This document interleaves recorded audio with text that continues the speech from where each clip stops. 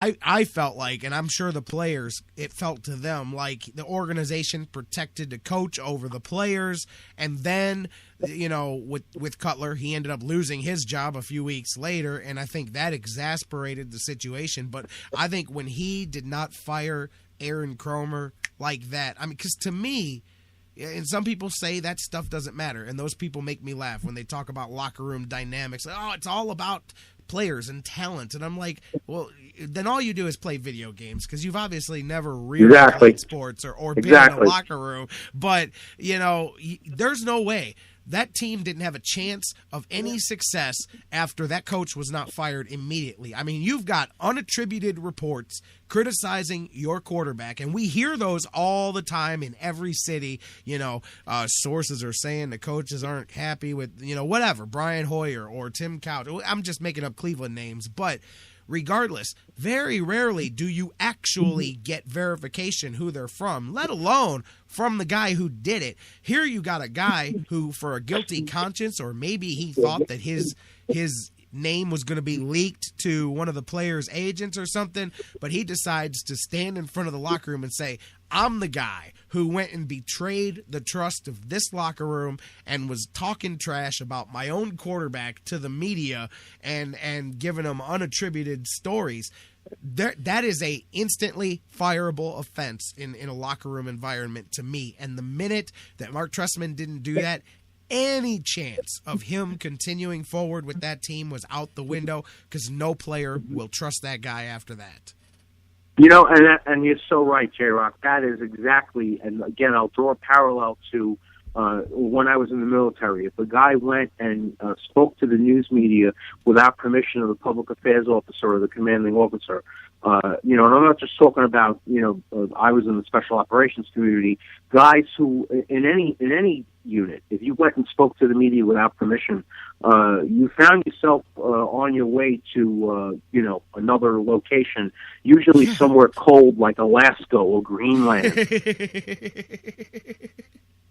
But it's true. Like, we're not even talking about, like, I'm a media guy, so if you go, hey, this is between you and me, like, if I betray that, then I'm a scumbag person. But that's not the same as, hey, in this room, everything that we say, everything that we do, it's self-contained, we're a family, blah, blah, blah. You know what? Exactly. I'm tired of this guy. Hey, come here. We're about sick of Cutler, man. This guy, he doesn't listen. He doesn't check out. He doesn't change the run plays. He's trying to make me look bad. Oh, I didn't know you were going to say that on TV. Yes, you did. That's why you told him that stuff. You just didn't know that it was going to come back to you. But, yeah, Mark Trestman did himself in with that. You have to have the trust. That's the reason why Mike Pettine is as liked as he is, because I do believe that his locker room sees him as a we're in this together, kind of a guy. Anyways. No question. No question. If they don't, then like you were talking about at the beginning of our segment and that you were talking about yesterday, because I heard a little bit of yesterday's show on the replay, and, you find yourself out of a job, because you need to be the guy. You need to be the guy that stands up and supports your players.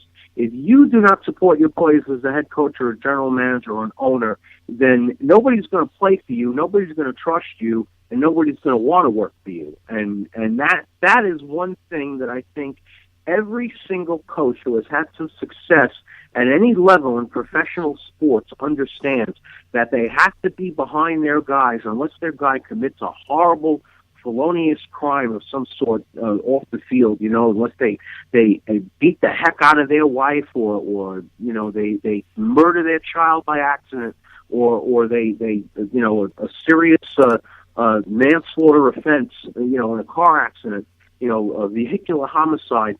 Otherwise, you stand behind your guy. And if you don't stand behind your guy, and this is the one thing, a lot of people could say something about Rex Ryan and the Jets.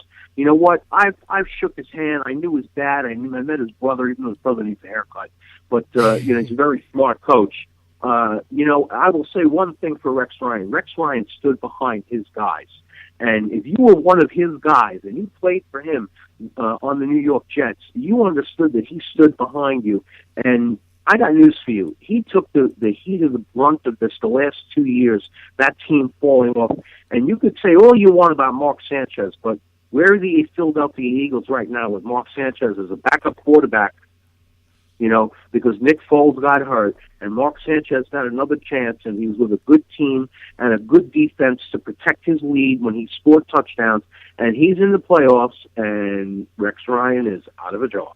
Well, I don't like Rex Ryan, but he didn't pick that roster over there. You're absolutely right. Listen, I tell friends this, and I don't know if I've ever said this a little cliche on the air, but to me, and you can say, hey, who are you? But I'm just going to tell you that I've found in life, and I think this applies to being a coach or to owning a business, and I think it's the secret to being successful. It's so simple. It's not X's and O's. It's not even being a player's coach or that old expression. It is a lot of what you said, though.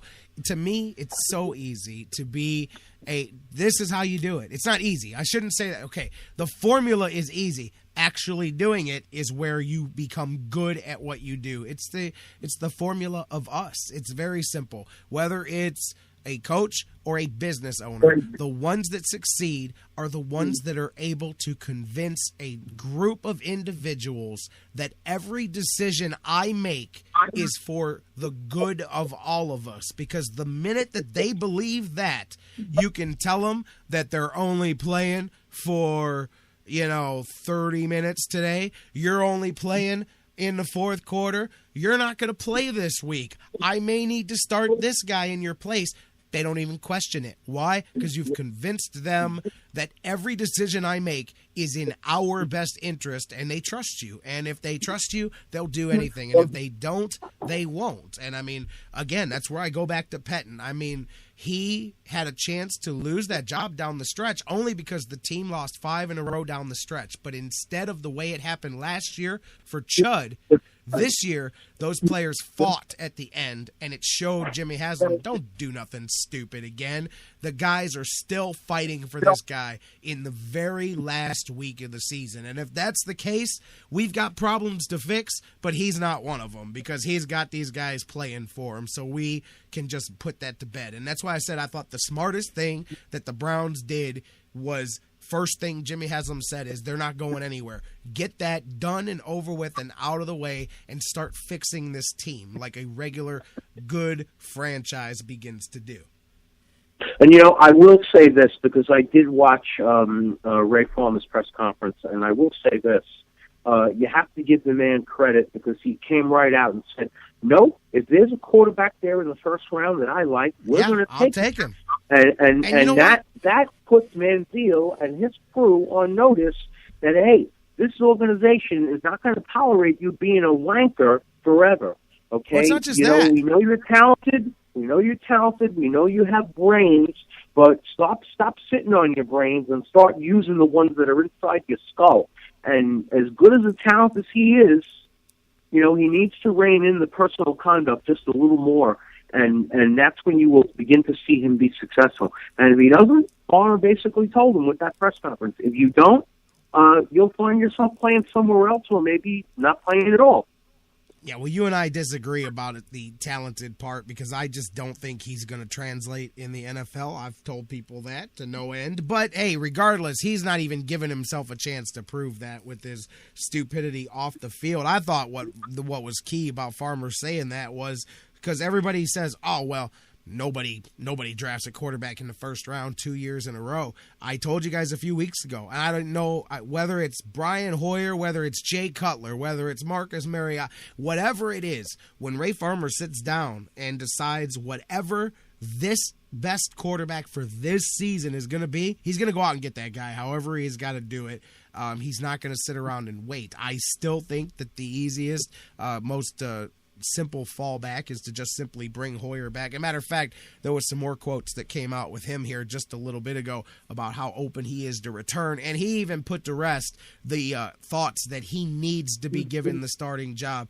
He said just a few moments ago, I have absolutely no problem coming in and competing. All I want is the opportunity to compete and know that if I win the job, it's my job. He just doesn't want to spend every week looking over his shoulder again this season. So whether they can work it out, I don't know. But you set me up for something good. And I still want to talk a little bit more about the the NFL in general, but you brought up Ray Farmer, and I didn't get to this earlier. By the way, you guys, you're listening to the Sports Fix as we creep into the third hour. Dr. Football Bill Check is joining me. I'm J-Rock, and we're doing the football thing right now, and Ray Farmer brought up a point, and this is the first chance I've got to mention this today, but in his press conference at the end of it, he was asked about misses in the draft, because I think you guys have heard me. I said I'm a bit confused by the Browns draft and how to vote or how to grade it a year out, because the first round stunk so bad. But you had some good hits in the next rounds and in the middle rounds. I mean, Bitonio is going to be a guy for a long time. I think Desir is going to turn into something. I mean, T. West. You got the undrafted gems, a guy like Crowell. You got, maybe perhaps something in Connor Shaw. So I do like some of the talent evaluation that they did, but they really had trouble, or at least immediate trouble, getting dividends out of the first round. But I want to take you to a quote that when he was mentioned this today, he brought up that we have already, in behind the scenes, in ways that people may not be aware of, they've changed the draft process. Here's the quote. He said, "We've actually already changed things. We've changed our entire process. There's a lot of things that you inherit the first year that you take over. And so after the draft, we made a lot of changes. We added experience to our group. We changed our processes. We changed how we do things and how we look at the players." So I know that some of that you can say, hey, he's given himself a pass on last year's draft. I don't disagree with that to an extent, but I'll be curious to see this year's draft. You'll be able to see how genuine that statement was. But I can see some validity in what he's saying as far as the overall process was already in place. If you remember when he took over there in that tumultuous first few months of last year. So he went through his first draft and then changed a lot of the things that he didn't like about who reports to who answers to who evaluates this guy and that guy. So to me, I'm going to be curious to see if this year's draft, A, the results are different, and B, just as far as if there's different ways that they identify players, the way they attack the draft. Because I can buy a little bit of what he said there as far as it's like if you buy a used car that's in pretty good shape. It could be running and everything for you, and you take it over and you're like, man, all right, this is my car now, but I want to change some things on it. I don't like the way that the stereo plays. I want to change that. I want to change the paint job, whatever. You make it your car, and now it's yours. And so I can dig what he's saying there.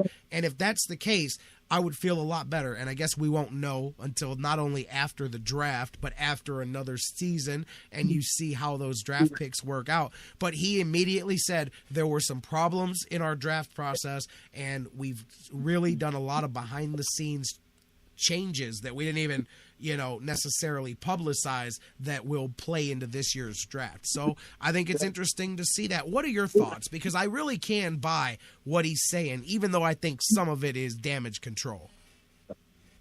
Well, and you're right. Some of it is damage control, but one of the things he did when he became the general manager was he wrote a couple of letters to current GMs, and one of them was Jerry Reese. And Jerry Reese talked about that he had a 2.5-hour phone conversation with Ray Farmer a couple of weeks after he took the job. And the best advice that he could give him was never stay rigid. Always be prepared to make a change if a change is needed and warranted. And I think that's what he's done. I like the fact that he said yesterday, I'm not a words guy. I don't want to be, he was basically saying, I don't want to be BS to. I don't want you to try to con me. If you're supposed to make personal changes to how you behave, and you're going from being a young adult to being an adult, make those changes, because you're working for me, and you're working for the fans of Cleveland, and you're working for this owner. And that doesn't mean you get to go to a casino in Mississippi and act like a fool, for lack of a better word, and I'm trying to be politically respectably correct here, because this is definitely PG radio and not R-rated or X-rated. So we're trying to keep it respectable. But the fact of the matter was, he said Johnny's got some maturing to do still. He's come a long way, but he still has a long way to go. And that, to me, spoke volumes